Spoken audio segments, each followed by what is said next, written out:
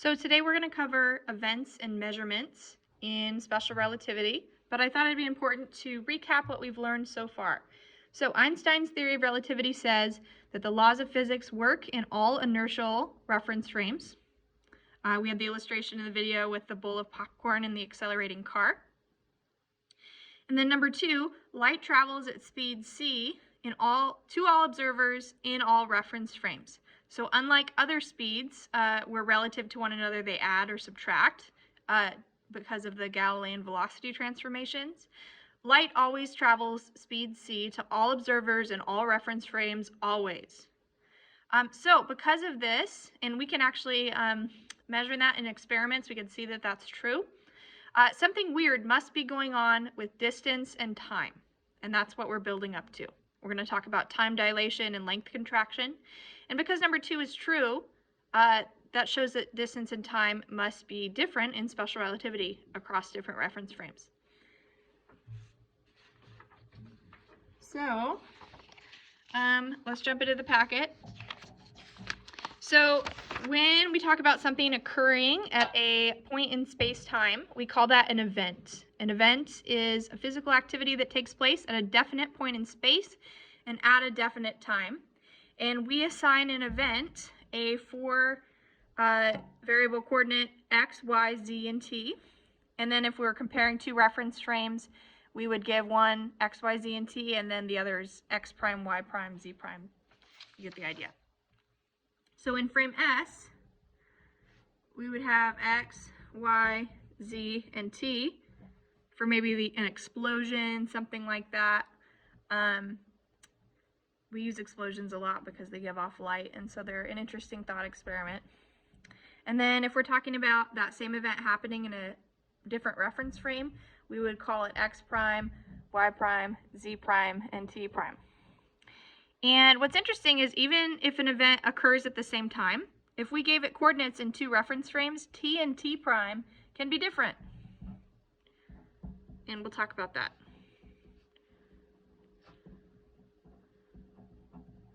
So even for simultaneous events. Okay, so how do we actually measure x, y, z, and t?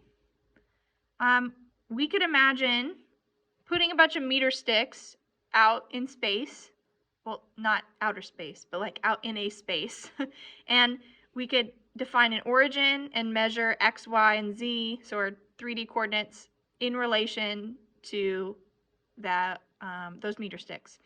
And then to find the time, we could imagine that there's a clock at every point in space, and whatever that clock says is the time. So just stay with me. This is kind of a weird thought experiment, but it's going to establish some important principles that are going to help us with time dilation and length contraction. So here's our situation that I described. To measure x, y, z, and t, we have a bunch of meter sticks and a bunch of clocks. And it's important that all these clocks are synchronized, that they display the same time. So we wouldn't want our clocks to be off at all. So we want all the clocks to have the same reading at any one instant in time. We want them to be synchronized. And the question is how do we synchronize the clocks? Here's why this is important. Consider this thought experiment. A firecracker explodes inside our clock meter stick measurement system. We want all the clocks to record the same time the firecracker explodes and be synchronized after the event. So if the firecracker explodes at t equals 3 seconds, we want all those clocks to record that same 3 seconds. So how do we synchronize the clocks?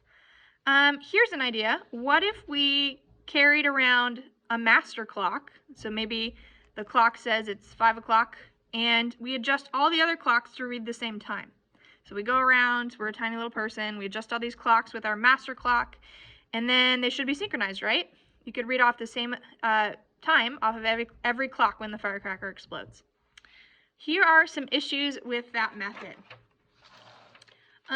So we've discussed how time changes when you're moving, when you've got reference frames, how t and t prime aren't the same. We brought that up with our observations about the speed of light. So there's something weird that happens with time when you move around.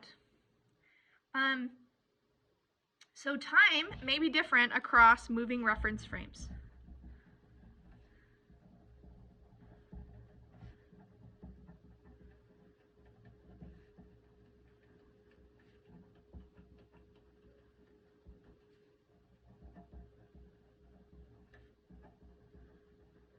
So because this method requires you moving around, you're introducing a new reference frame, and so there might be some time dilation that happens.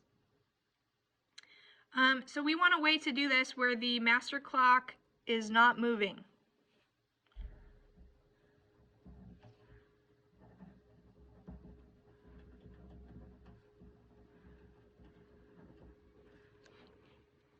Okay, so let's consider another idea. When physicists in the early 1900s considered the same thought experiment, so like Einstein and all those guys, they came up with the idea of, what if we use the speed of light? Because we know that's constant across all reference frames.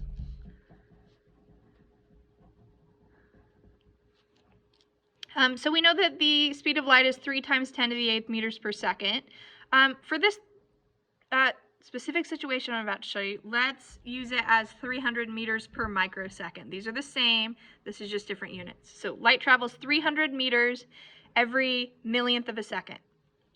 So the solution to synchronizing the clock is we're going to set each clock to display the light travel time from the origin, and then we're not going to start them. So you could imagine if we had a clock that was 300 meters away from the origin, the clock is set ahead 1 microsecond because the light would take 1 microsecond to reach the clock. And then what we're going to do, and you can imagine clocks farther away would be set at a later time. Then what we're going to do is install a photodetector on each clock, which is a device that converts light energy into electrical energy, so that if we had an explosion, that light would start the clock. So if we had an explosion at the origin, the light would start the clock, and then it would reach the next clock, which is set farther ahead at a later time, and then all the clocks would be synchronized once the explosions happened.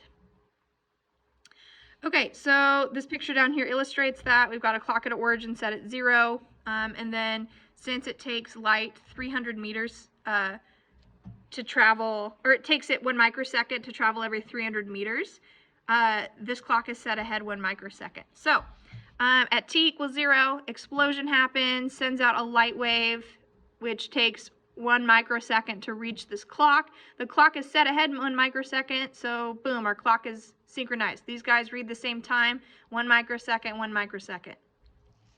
Okay, we didn't have to move any clocks around, and we utilized the principle of light that it travels the same speed across all reference frames, always, always, always.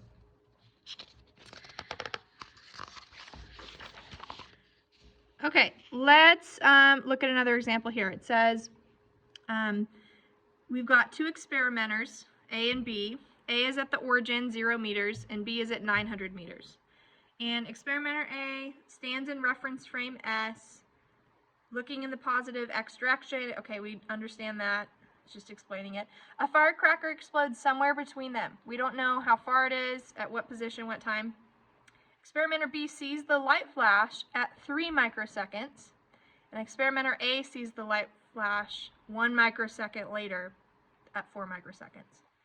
And we want to know the space-time coordinates of the explosion. So the light is going to take longer to reach person A, so A must be farther away.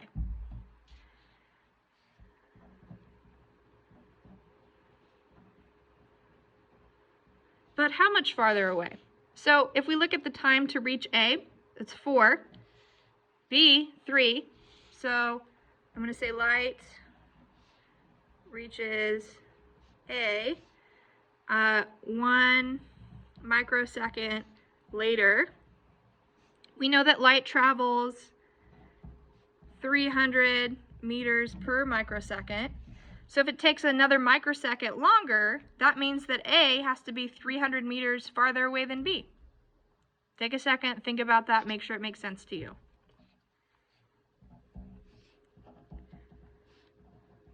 That A is 300 meters farther away than B from the explosion.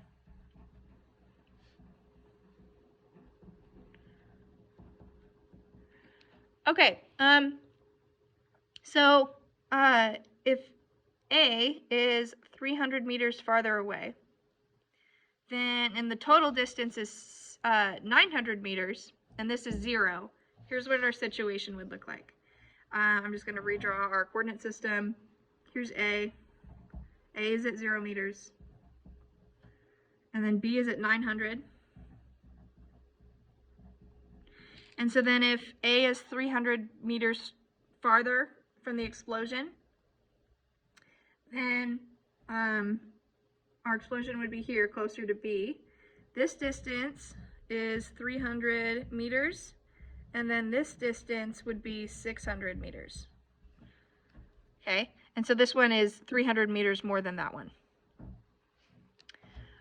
Okay, so we've found our X, Y, and Z. Z is 0. And I guess so is Y. Because we found our distances, now we have to find the time. So to figure out time, so here's distance. To figure out time, we're going to use our velocity equation. Velocity is distance over time. So if we rearrange this to get time, swap these guys, is distance over velocity. We have the distance, we have the velocity, so we can just divide to find time. So for the explosion, which is what we're talking about, the distance from the origin is 600 meters. And then the speed of light would be 300 meters per microsecond. So when we do our dividing, microseconds would go up top. 600 divided by 300 is 2. So the explosion must happen at 2 microseconds because it took it 2 microseconds to travel 600 meters. Okay, so we found our time. Let's put all our coordinates together. Our answer is, our X, Y, Z, and T is 600, I'll put units, 0, 0, 2 microseconds. So that's our X, Y, Z, and T. X is our axis here. Y and Z are 0 because we're not going up or out of the page. And then 2 microseconds is the time that it happens. So this is our space-time coordinates for the explosion. We figure out all those and then list them together. Okay. Let's talk about simultaneity. If something's simultaneous, it means that it happens at the same time. Simultaneous equals same time, if you haven't heard that word before. And they can happen at different positions, but if we measure them at the same t, they're simultaneous, okay? So in general, simultaneous events are not always seen at the same time because the difference in light travel from the experiment from the event to an experimenter. So if you had 2 people standing at different places, they might see an explosion at a different time because the light takes different time to reach their eye. Okay, I want you to cross this out. I forgot to put in a diagram from the book that'd be helpful to you.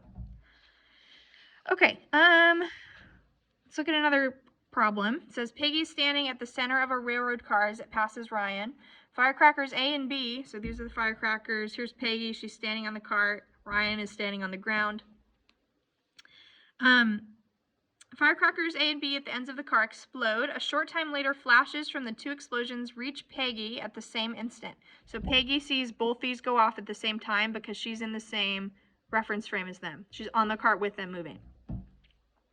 In Peggy's reference frame, firecracker A explodes after at the same time as firecracker B. So important information from the problem is that the light waves reach her at the same instant.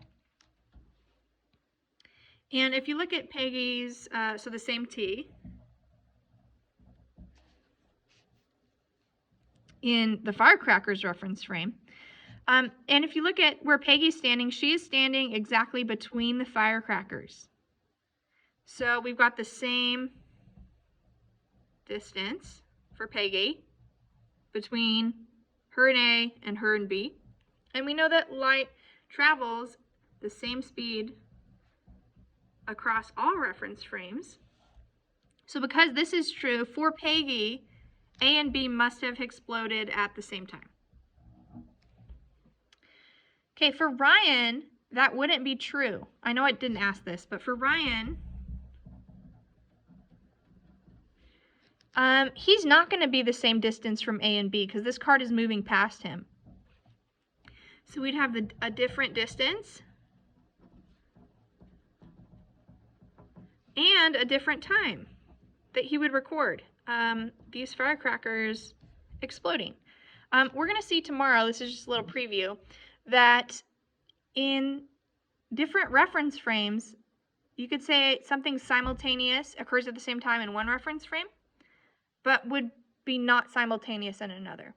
So for Peggy, she's in the same reference frame as the firecrackers, and so to her, they explode at the same time. All right, your homework is to do questions 8 and 9. Okay, you don't have to do this one because that was yesterday. Keep in mind that light travels 300 meters per microsecond. That'll help you with your calculations. You guys, you should be reading your textbook in this section in chapter 27. It's really helpful the way it lays it out. And then even if you were in class, I think it's helpful to go back and watch the videos.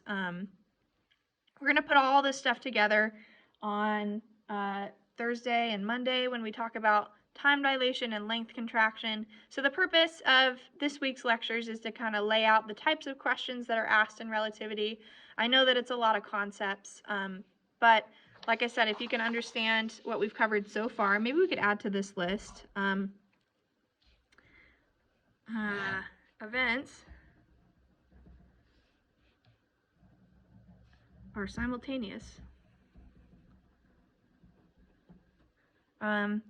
if you measure the same time. So we're adding to like a bunch of concepts that we know about relativity, and like I said, we're going to apply those concepts when we do length contraction and time dilation later this week and Monday. Okay, let me know if you guys have questions. Turn this in when you get back.